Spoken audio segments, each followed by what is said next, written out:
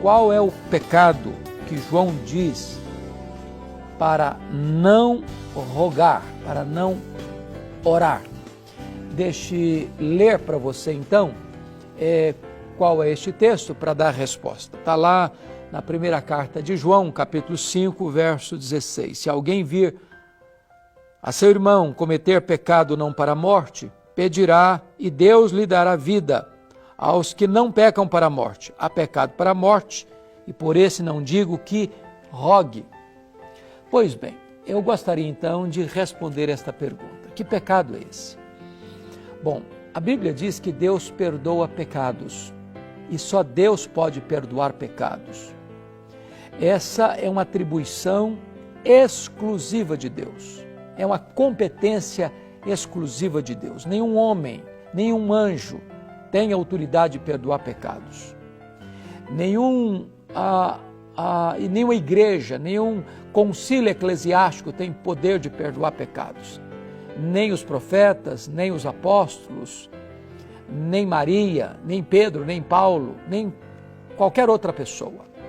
Mas há um pecado que a Bíblia diz que Deus não perdoa.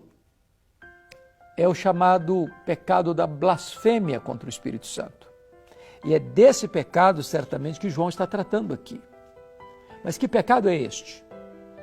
É o pecado de, conscientemente, atribuir uma obra expressa de Deus, através do poder do Espírito Santo, a Satanás. Os fariseus acusaram Jesus de expulsar demônios pelo poder de Belzebu, o maioral dos demônios.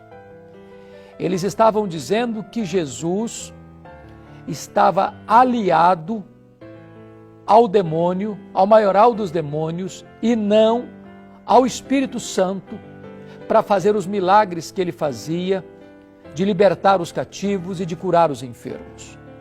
Eles não fizeram isso enganados, eles não fizeram isso porque desconheciam a verdade, eles fizeram isso por inveja, eles fizeram isso conscientemente.